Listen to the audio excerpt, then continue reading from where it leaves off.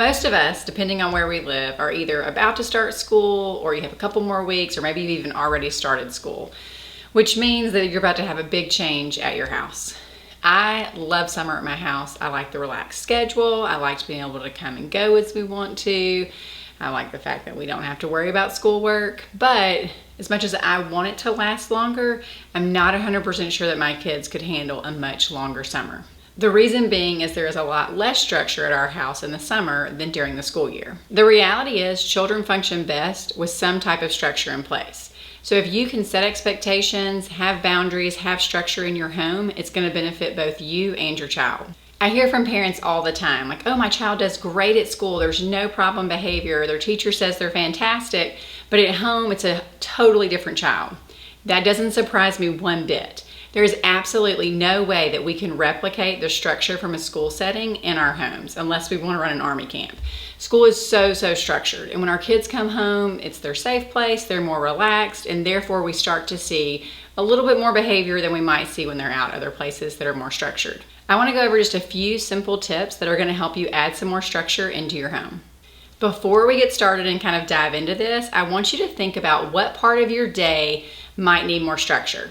Think about what part of your day feels the most chaotic for you, or maybe you feel like feels the most chaotic for your child. For some of you, this is going to be glaringly obvious what part of your day you kind of want to revamp. For others, you're like, that's my whole day. The whole day feels chaotic. So just try to pick something that is a simple part of your day that you could add some structure that would help make things go more smoothly.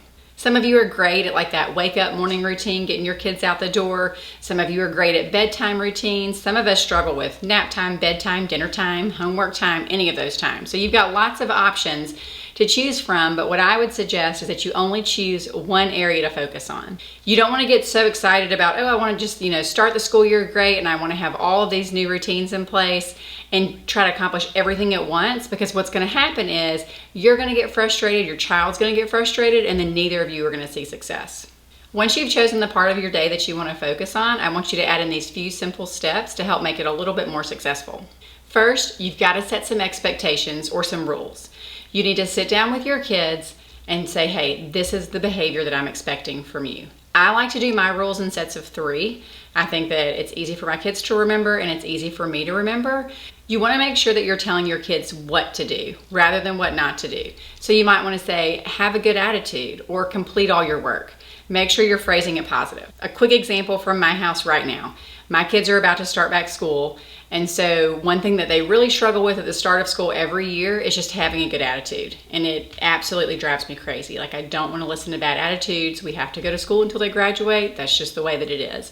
So what I've really put a focus on this past week is talking with them when everyone's calm, when no one's upset, about here's my expectation. Here's what I expect from you. I expect good attitudes. I don't want to hear complaining about doing Latin. I understand you don't want to do it. I wouldn't want to do it either, but that's what we're doing. So really just letting them know, like, hey, the expectation that I have is for a good attitude. When you're setting rules, it really depends on the age of your kids as far as how much you need to break those down. If you have older kids like I do, you can use the phrase, hey, I want you to have a good attitude, and they know what that means.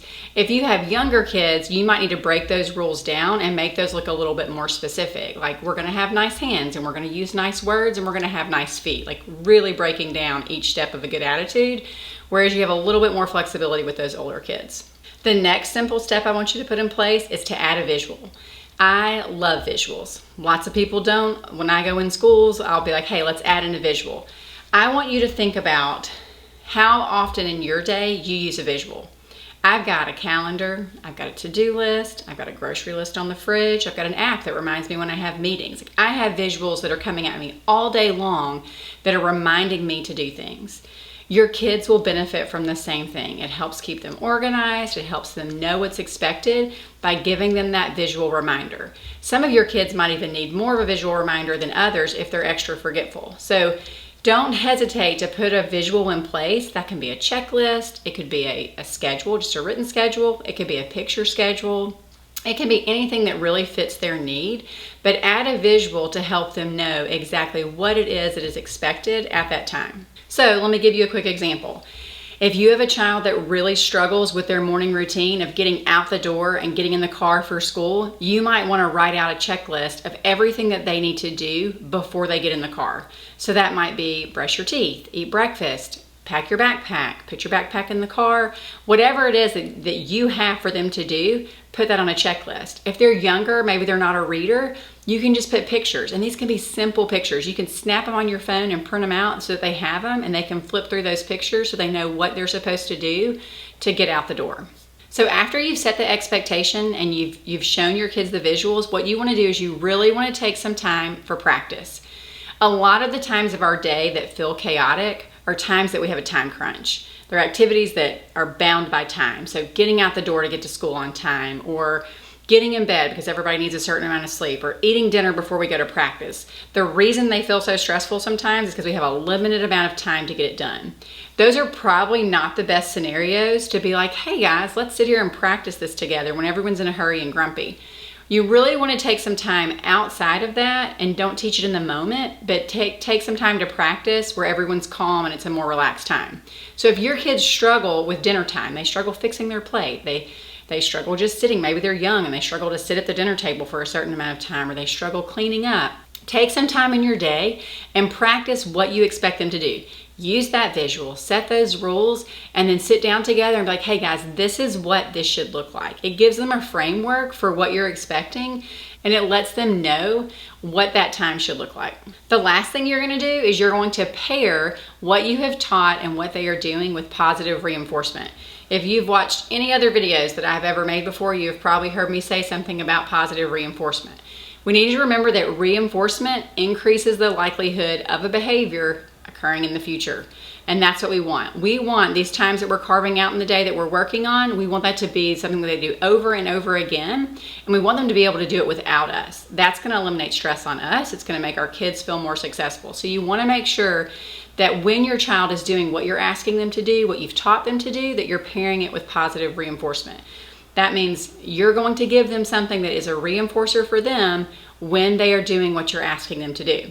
So the example at my house, right now we're working on good attitudes because we're starting school. I have been watching my kids all summer, and when they mention things that they have been wanting that I'm not willing to buy for them, I write it down on a note. So I had a note for each of my kids of things that I knew that they would be willing to work for. Sat down the other day, went to Amazon, ordered everybody their stuff. Stuff came and the kids knew. One of my kids was even like, do we have to do stars or smiley faces for this? Like, they knew what the routine was because we've done it so many times in the past. We haven't started school yet. I'm really not keeping track of it, but I've noticed already my kids have jokingly been like, okay, I'll ask them to do something and they'll be like, oh, okay, I'm having a good attitude while I do that. Can I go ahead and have whatever it is that they wanted? And they can't, but they're at least thinking about it. They know it's coming. So pairing that positive reinforcement with their actions is going to help increase that behavior more quickly. So just a quick recap, what we want to make sure that we're doing. First, we're going to find a time of our day that we want to target. You're only going to target one. Don't target more than one because you don't want to get overwhelmed. Once you're comfortable with that one, go ahead and add something new in, but wait until you're successful with one. Next, you're going to set the expectation. Give your kids some rules. You're going to add in a visual to help remind them so that you're not always having to sit there and remind them all the time. You're going to use that visual as your friend. You're going to take some time in your day to practice what is expected, and then you're going to pair their behavior with positive reinforcement. Hopefully these tips helped. If this was helpful for you, go ahead and like this video and subscribe to my YouTube channel so that you'll know when I'm putting out new content for ways to make your parenting less stressful.